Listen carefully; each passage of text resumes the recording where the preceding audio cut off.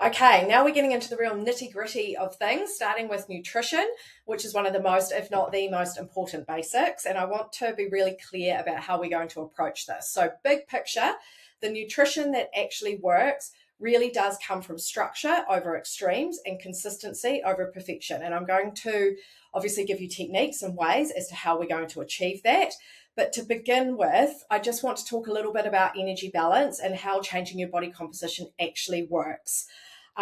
Because yes, calories absolutely matter. You've probably heard about calories in versus calories out. In order to lose fat, for example, you need to consume less calories than what you burn. This equation absolutely reigns true, but there is nuance in it in the sense that where those calories come from and the quality of calories and how you get to that calorie deficit does matter. Okay, so very quickly, just looking at my handy little diagram here, I want to talk about your total daily energy expenditure, which is shortened to TDEE, or a fancy way of saying how many calories you burn in a day. Now, it's important that we have an understanding of actually how those calories that you burn per day are made up.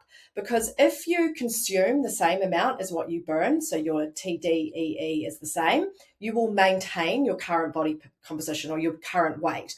Obviously, if you eat less, you will probably see fat loss, and if you eat above, you will see gain. Now, of your total daily energy expenditure, a lot of people are surprised to learn that about 70%, or the majority of that, actually comes from just being alive. So it's your vital functions. Basically, if you were to lie around all day and just watch Netflix, about 70% of the calories that you would burn from that day would come from those vital functions, okay? Now, 15% of your total daily energy expenditure actually comes from just everyday activities such as walking, which includes steps, cleaning, things that aren't vigorous enough to be called a workout. So even me just sitting here flapping my arms around and so forth is considered as non-exercise activity. And this actually accounts for 15% of your daily calorie burn versus exercise, which is at the top here, which is movement that we intentionally engage in, things like lifting weights, going to for a run, going to the gym, having a game of squash, whatever it is. This actually accounts for only around 5%. This is the average person, okay? 5% of your daily calorie burn. And then about 10% actually comes from your digestion of the calories that you take in. So, for example, if we were to eat 100 calories of protein, your body needs to burn energy in order to metabolize and break down those calories. And so actually you're probably going to only absorb somewhere around 85 probably about 85 of those 100 calories that you take in. That will be different for fats and that will be different for carbohydrates. So with this in mind, what this shows you is that exercise, whilst 100% is very, very important for changing your body composition, for overall health and wellness, mindfulness, all the things, and we really, really want to incorporate it as part of our program. When it comes down to changing our body shape and our scale weight and the amount of fat that we have on our body, it comes down to our total daily energy expenditure and creating that deficit. And as you can see, exercise isn't actually going to contribute a whole lot to that. It really is focusing on using our nutrition to create that calorie deficit in line with bumping up, if needed, our non-exercise activity, focusing on where the calories come from so that we can bump up the digestion a little bit.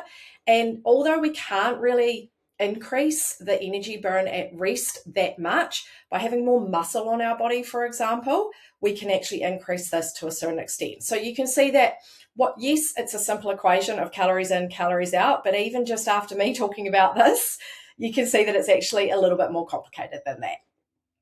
So going back to structure and actually how we're going to use nutrition so that you achieve the goals that you want.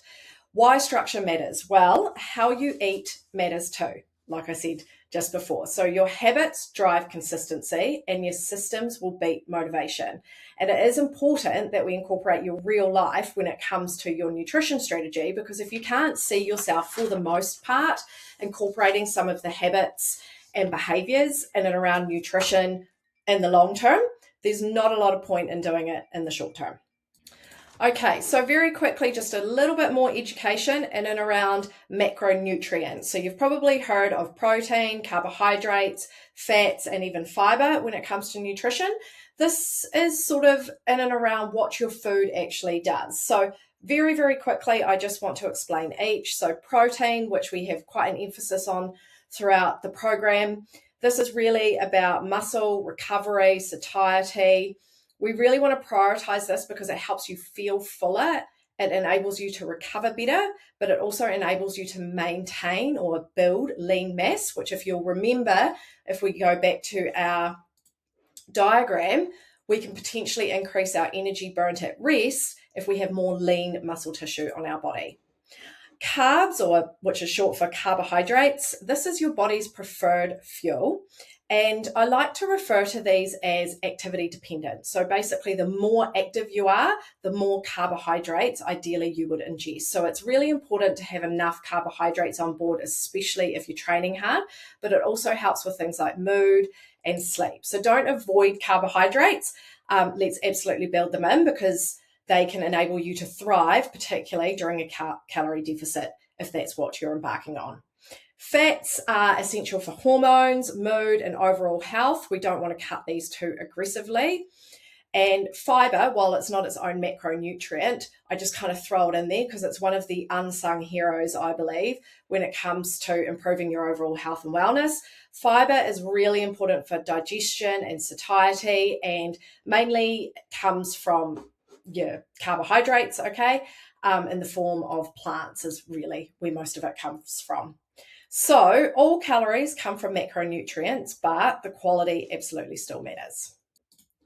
Right, 2 more slides before we move on to the second part of nutrition. So we do have some non-negotiable habits that I want you to look at as though they are your daily nutrition anchors. So these are going to be the things that you fall back on, particularly on those days where things get messy or busy.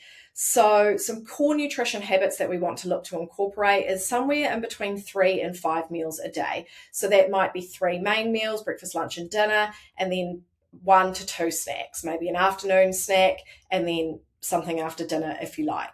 Outside of that, we really want to avoid grazing constantly throughout the day. We really want to have some structure to our meals. Also, protein at every meal. This is something that we'll talk about more throughout the program, but we really want to make sure that we're hitting the amount of protein that we need that's going to support body composition changes, but also just for your overall health and wellness, hormonal balance, bone health, all the things. Really, really important. Plants at every meal. So this is kind of going back to fiber. Really important to have lots of plants in your diet, ideally at every meal, all sorts of colors. This is going to fill you up. It's going to increase your energy. It's really great for digestion, for overall heart health, and it's got lots of micronutrients in them, okay? So lots of vitamins and minerals and so forth that are just going to look after you and make you feel better. And then I've just put a note there about snacks again, so really sticking to that nutrition structure. The other nutrition habits that really do add up that we want to incorporate as well is implementing sort of an eating window. Now, we'll talk about fasting a little bit later, but for the most part, most people would benefit from probably eating within a 12-hour window. So, for example, if your last meal is at 7 o'clock at night, close the kitchen 2 to 3 hours before bed, which is going to help with your digestion. And then your next meal would be 7 o'clock onwards the next morning. All right. This just allows you, it protects your sleep to a certain extent, allows you to digest your food, and then also adds to that structure in and around our meals and our nutrient timing. 2 to 3 litres of water. This is on average. It might change for you personally, but for the most part, if we have somewhere around 2 to 3 litres of water, that's really going to help with our energy. And it is shown to also help with fat loss if that's one of your goals. Limit liquid calories, another habit that we really want to sort of be mindful of. So things like frappuccinos and sodas and orange juice, a lot of those liquid calories particularly or add up a lot, particularly if you're trying to achieve a calorie deficit. Eat mindfully, not distracted. Put your phone down when you eat.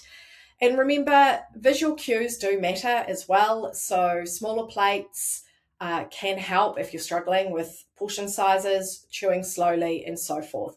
And then the final point is following the structured flexibility method. So what is the structured flexibility method? Well, that is the next video. So make sure that you jump on and watch that now.